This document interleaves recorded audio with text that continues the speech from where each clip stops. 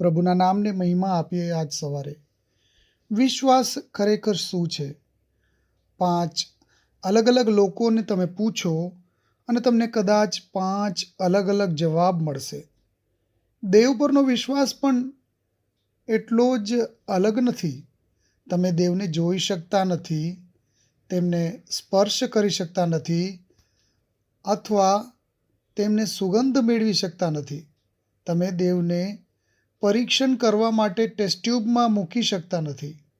અને ક્યારેક તમારો વિશ્વાસ મજબૂત અથવા વધારવાની જરૂર પડશે. પરંતુ દેવને માનવા માટે ઘણી બધી સારી કારણો છે.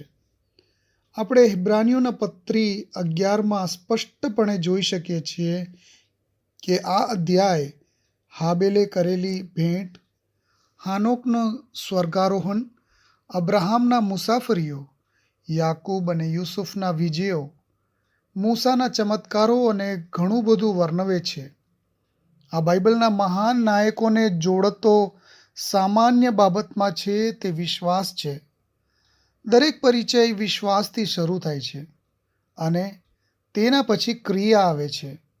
વિશ્વાસથી હાબેલે ભેટ આપી, વિશ્વાસથી હાનોકે દેવ સાથે ચાલ્યો, વિશ્વાસથી નૂહે એક નૌકા બનાવી, વિશ્વાસથી અબ્રાહામે દેવની બોલાવટને માન્યો, વિશ્વાસથી સારા ગર્ભવતી થઈ અને તે માતા બની શકી, વિશ્વાસથી મૂસાએ લોકોનું નેતૃત્વ કર્યું અને વિશ્વાસથી રાહાબનો નાશ થયો નહીં.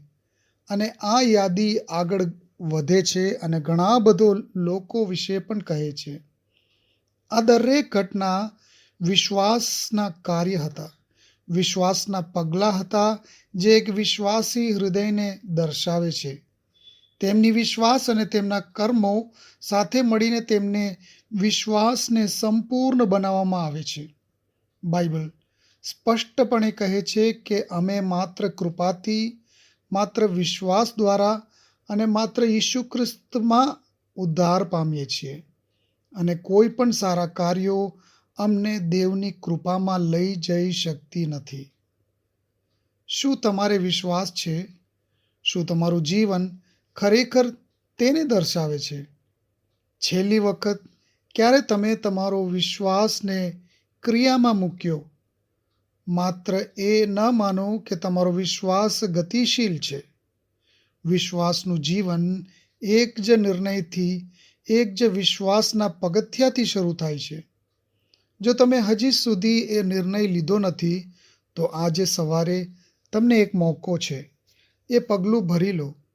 ઈસુ પર તમારો વિશ્વાસ મૂકો અને દરરોજ તમારા વિશ્વાસને જીવતા રહો. તમારા વિશ્વાસને ક્રિયામાં મૂકો.